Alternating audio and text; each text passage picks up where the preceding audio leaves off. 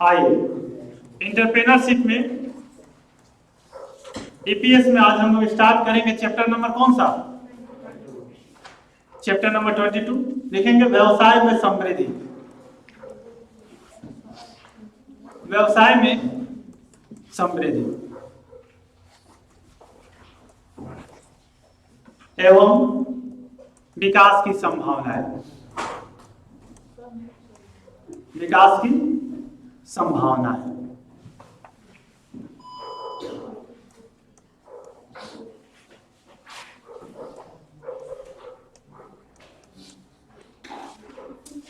व्यवसाय में समृद्धि एवं विकास की संभावना मतलब उद्योग को कैसे आगे बढ़ाना है, उद्योग कैसे आगे बढ़ेगा, इसके लिए क्या हमें रणनीति तैयार करनी है, किस तरीके का स्ट्रेटजी बनाना है, किस प्रकार से हम निर्णय लेंगे कि हमारा उद्योग आगे बढ़े।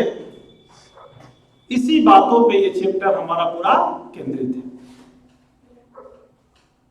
क्योंकि उद्योग आगे बढ़ेगा, उसकी विकास होगी, तभी उसके उद्योगपति को या उसके सारे कर्मचारियों को फायदा होगा। बताइए किसी कर्मचारी की भी सैलरी कब बढ़ेगी? जब उद्योग आगे बढ़ेगा तब, या जब पीछे जाएगा तब? आइए हम लोग सबसे पहले लिखेंगे क्वेश्चन नंबर 1।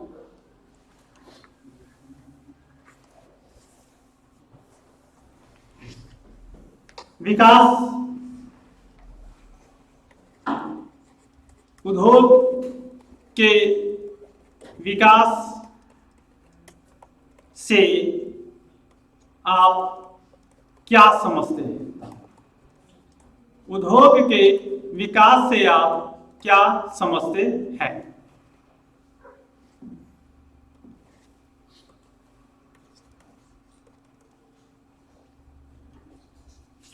विकास प्रकृति की एक सामान्य क्रिया है। विकास तो होना चाहिए, डेवलपमेंट। विकास प्रकृति की एक सामान्य क्रिया है।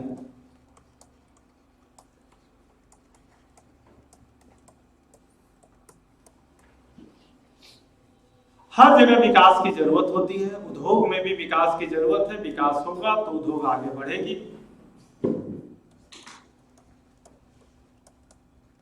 व्यवसाय का बढ़ना, किस चीज का बढ़ना? व्यवसाय का बढ़ना उस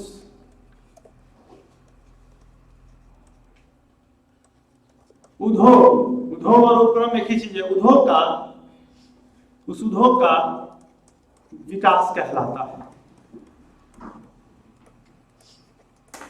विकास कहलाता है किस चीज का आगे बढ़ना? किस चीज का? व्यवसाय का।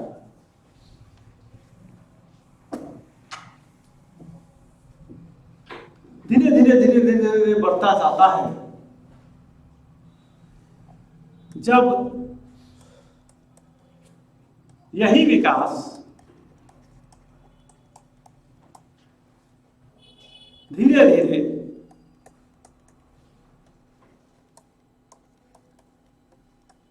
समृद्ध लगातार आगे बढ़ते हुए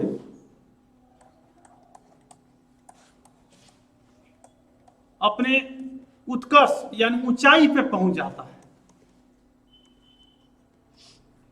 उत्कर्ष पर पहुंच जाता है,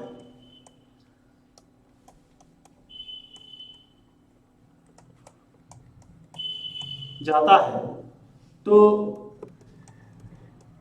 यह स्थिति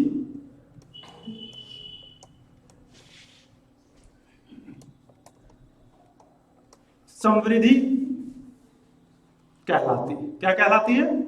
समृद्धि। हाईएस्ट लेवल पे पहुंच जाता है। हर विकास फाइनली समृद्धि तक पहुंचना चाहता है।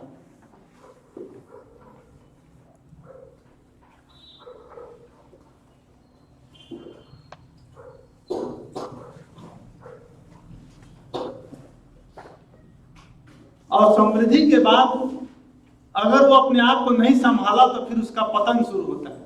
देखिए अगर हम कुछ फोटो बनाए तो कुछ ऐसे बनेगा।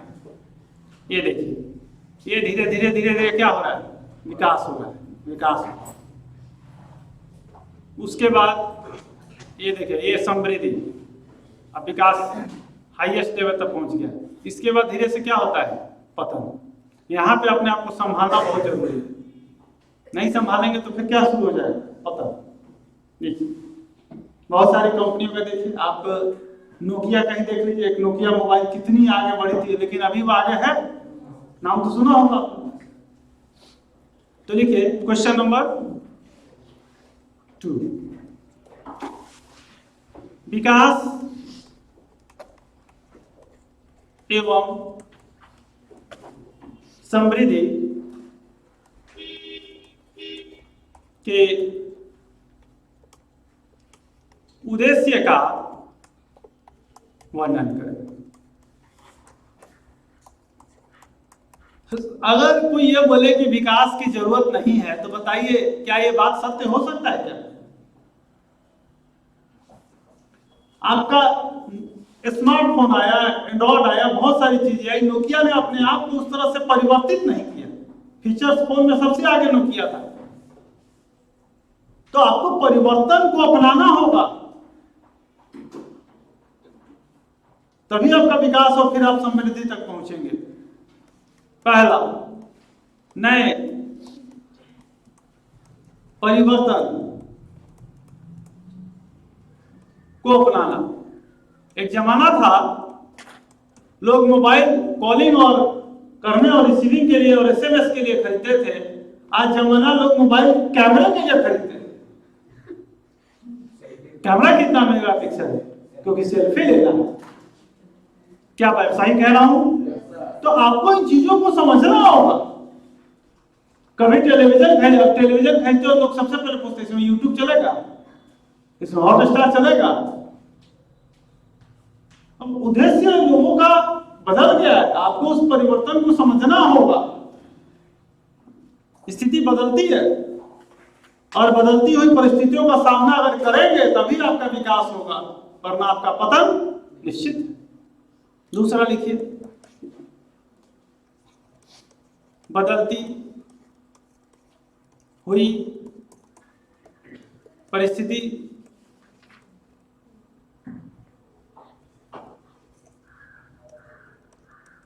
का सामना करना। परिस्थितियां बदलती है, आपको उसके हिसाब से उद्योग को, बाजार में हमेशा नए नए प्रोडक्ट आते रहेंगे। आपको अपना अस्तित्व तो बचाए रखना होगा बाजार में।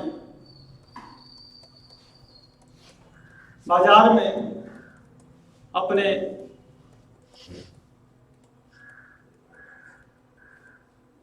अस्तित्व को बनाए रखना।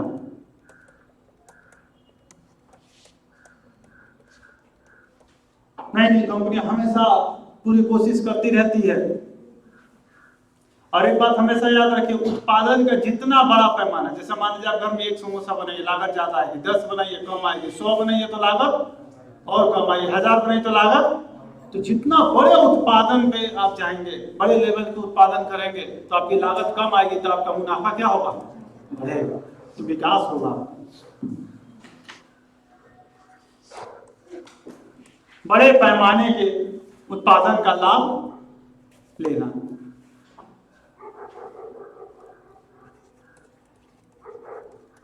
पैमाने के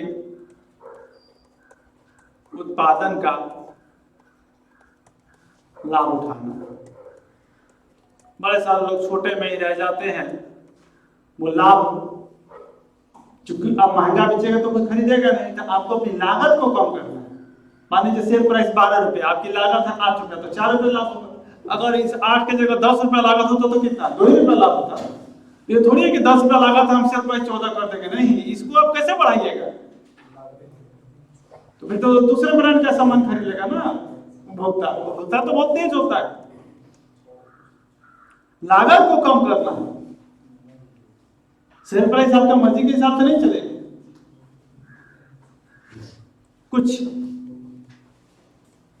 खास करने का तमन्ना रखना, कुछ विशिष्ट कर पाने का अभिलाषा रखना।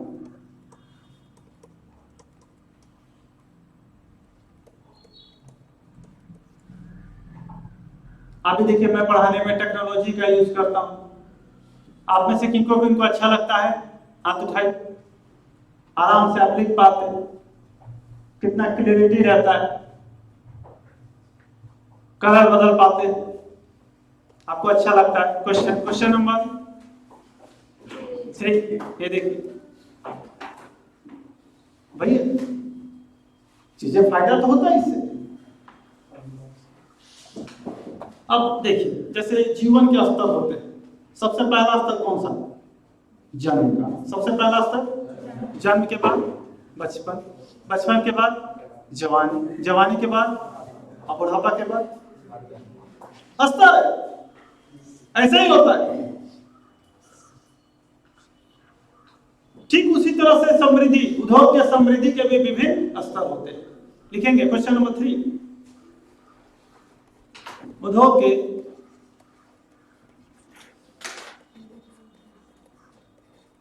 समृद्धि के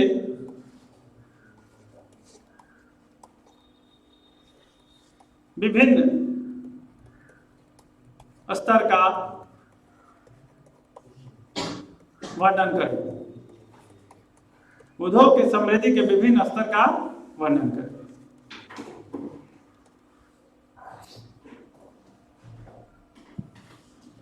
तो पहला तो आपको पता ही है, उपक्रम का, उपक्रम या उद्योग एक ही चीज होता है। उपक्रम या उद्योग एक ही चीज होता है। उपक्रम का क्या? जन्म।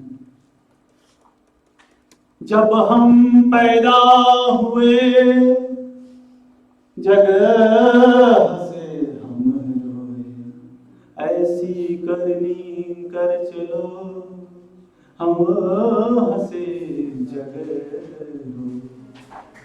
तो उपक्रम का जन्म, उद्योग का जन्म, फिर धीरे धीरे हाले हाले हाले हाले हो जाएगा विकास। विकास, ये विकास किसी बच्चे का नाम नहीं है। विकास का मतलब होता है डेवलपमेंट, और समृद्धि का मतलब होता है ग्रोथ। फिर धीरे धीरे विस्तार करो। क्या करो? विस्तार। हर शहर, हर गांव, हर जगह, जैसे देखिए बाटा, शायद ही कोई जगह होगा जहां बाटा की दुकान ना हो। किसी भी शहर में चले जाए, जूतों में बाटा और लोहे में टाटा।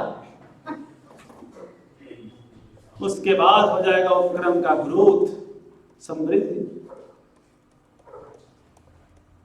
विकास की हाईएस्ट ऊंचाई। यहां पे अपने आप को संभालिए, संभालिए, संभालिए, नहीं तो फिर शुरू हो जाएगा क्या? उपक्रम का पतन। पतन होने लगेगा। संभालिए अपने आप को।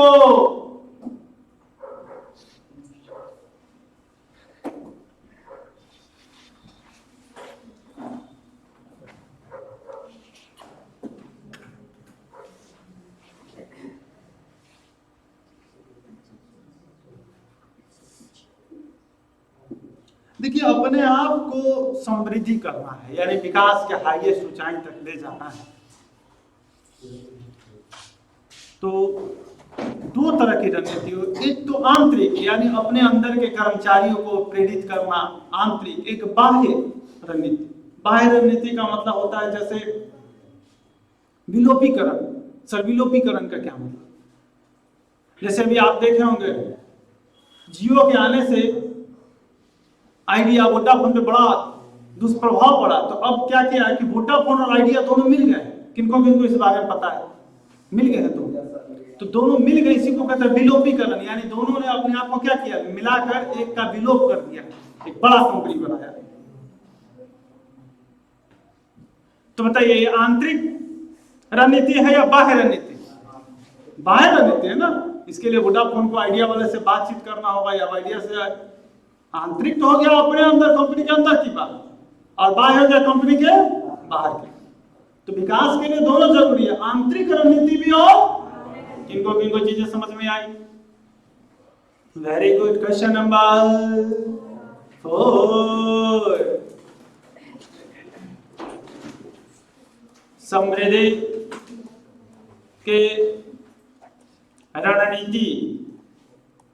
याद कीजिए, अभिमन्यु को चक्रव्यूह में फंसाया गया था रणनीति में, याद आ रहा ना।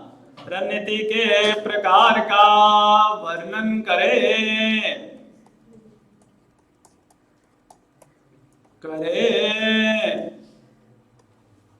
तो कौन कौन सा बोला मैंने, कौन कौन सा? एक आंतरिक वाला, आंतरिक समृद्धि रणनीति, कंपनी के अंदर की रणनीति। अरे कौन सा बताया? एक बाह्य, बाह्य समृद्धि रणनीति। दोनों रणनीति बहुत कामयाब होती है, दोनों पे ध्यान देना होगा, आंतरिक भी और बाह्य भी।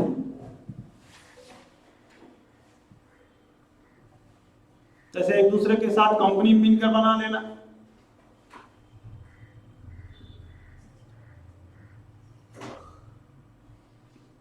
नेक्स्ट पेज चले। Yes sir. क्वेश्चन नंबर 5, बाह्य, कौन सा? बाह्य रणनीति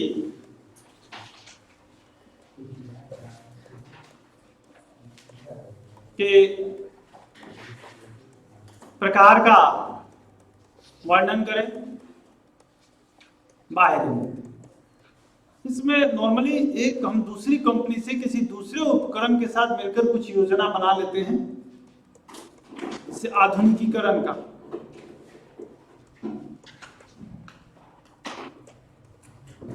एक कंपनी दूसरे कंपनी का टेक्नोलॉजी का कुछ फायदा उठाए, विस्तारीकरण, हम अपना विस्तार करें, मिलजुल कर करें। पहले वो भी मिला हुआ था हीरो होंडा, याद आ रहा है, अब अलग अलग हो गए। विविधीकरण, विविधीकरण में अलग अलग तरह का प्रोडक्ट बनाए, जैसे सैमसंग मोबाइल भी बनाता है, क्या बनाता है? टेलीविजन भी बनाता है, फ्रिज भी बनाता है, वॉशिंग मशीन बनाता है, लेकिन वीवो ऐसा नहीं करता है। समझो को लगता है चलो मोबाइल नहीं तो चलो टेलीविजन तो है, टेलीविजन तो फ्रिज तो है, फ्रिज नहीं तो वॉशिंग मशीन तो है, उसी को क्या बोलते हैं? विविधीकरण। विलोपीकरण, दो कंपनियों का मिल जाना आपस में, अभी अभी समझाया था। अभी ताजा ताजा उदाहरण किसका है? Vodafone and Idea. Franchisee, franchisee समझते हैं, दूसरे का ले लेना। जैसे देखिएगा आप उसका ले सकते हैं फ्रेंचाइजी,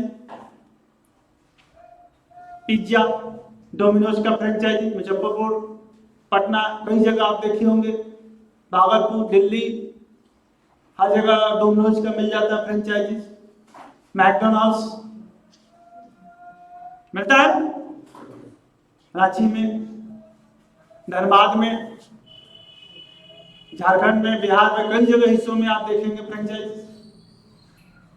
तो ये सब बाह्य रणनीति के प्रकार है। चलिए बाह्य रणनीति के प्रकार बताइए। पहला, दूसरा, तीसरा, चौथा, पांचवा। आपका विकास तेजी से होगा कि नहीं होगा? आप समृद्धि तक, हाईएस्ट लेवल तक पहुंचेंगे या नहीं पहुंचेंगे? क्वेश्चन नंबर, ये किन बातों पे निर्भर है? समृद्धि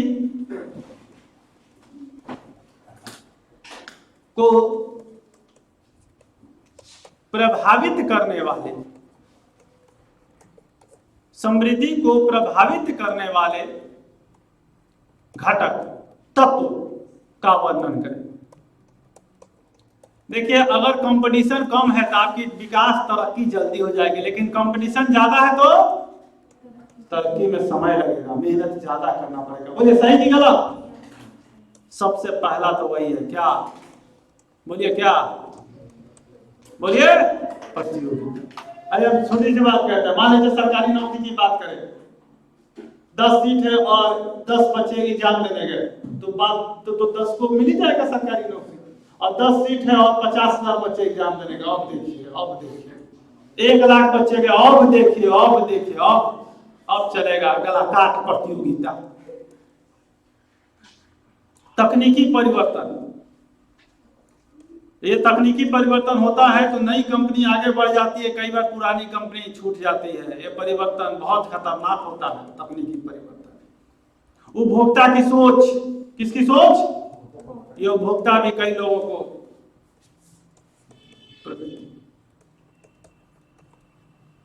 एक जमाना हुआ करता था बच्चे जींस नहीं पहनते थे, आज बच्चे जींस ही पहनते हैं। पूछिए,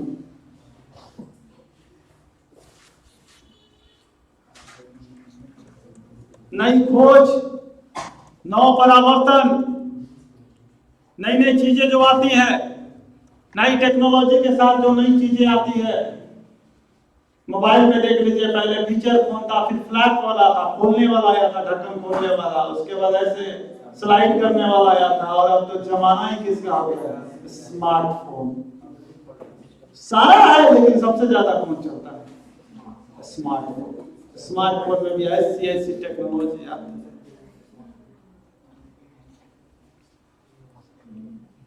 ठीक है, तो ये था आपका चैप्टर कौन सा? व्यवसाय में समृद्धि एवं विकास की संभावना एवं, ठीक है।